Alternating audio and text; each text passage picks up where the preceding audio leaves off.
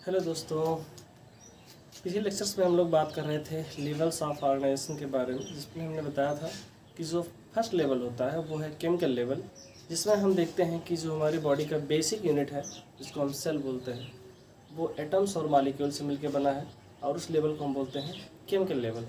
Chemical level इसलिए बोलते हैं क्योंकि उसमें केमिकल्स के बारे में हम पढ़ते हैं कि जो हमारी सेल है वो केमिकल से मिलकर बनी है। केमिकल्स में कौन से केमिकल्स? एटम्स और मॉलिक्यूल्स।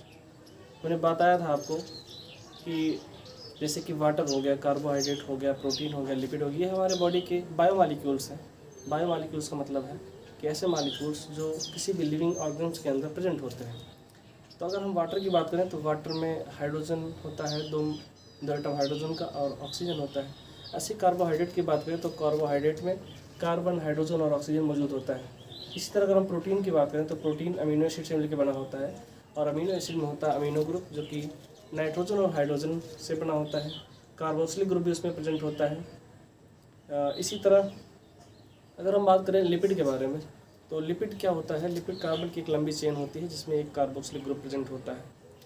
तो इसी तरह हमने देखा कि जो हमारे बॉडी का जो बेसिक यूनिट सेल है वो एटम्स और मॉलिक्यूल से मिलकर बना है। तो नेक्स्ट लेवल की हम बात करेंगे तो नेक्स्ट लेवल है सेलुलर लेवल।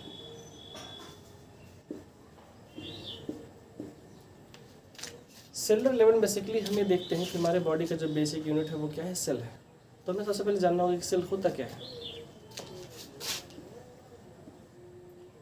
सेल क्या होता है? सेल हमारी बॉडी का या फिर किसी भी लिविंग ऑर्गेनिजम्स का क्या होता है? बेसिक स्ट्रक्चरल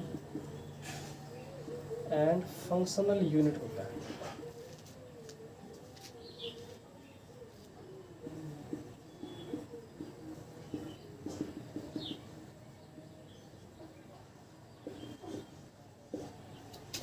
यहाँ पे वर्ड है basic, structural and functional. Structural word क्यों आया है?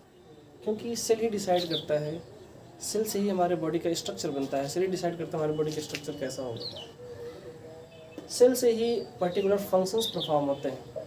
जैसे कि अगर हम बात करें मसल सेल की, तो मसल सेल से क्या होता है? हमारी मसल्स का फॉर्मेशन होता है, और जो भी मूवमेंट होता है हमारी बॉडी में मसल्स के द्वारा होता है। इनका एक अलग ही फंक्शन है, अलग ही स्ट्रक्चर है। मसल सेल का स्ट्रक्चर अलग है। ऐसी बात करें न्यूरॉन सेल की तो न्यूरॉन का स्ट्रक्चर अलग है। न्यूरॉन का काम क्या होता है? न्यूरॉन का काम होता है, जो न्यूरॉन सेल होता है उसका काम होता है मैसेज को कैरी करना, इन्फॉर्मेशन को कैरी करना।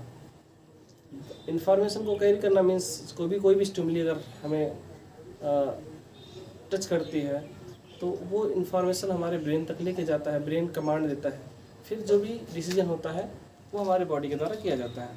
तो आपने देखा कि जो सेल है उसका हमारे बॉडी का जो स्ट्रक्चर है सेल के द्वारा बना है, उसका एक पर्टिकुलर फंक्शंस भी होता है। अलग अलग सेल के अपने अलग अलग फंक्शंस होते हैं। तो नेक्स्ट अगर लेवल की बात करें तो वो आता है टिश्यू लेवल। तो इसकी बात हम करेंगे नेक्स्ट वीडियो में। Thank you.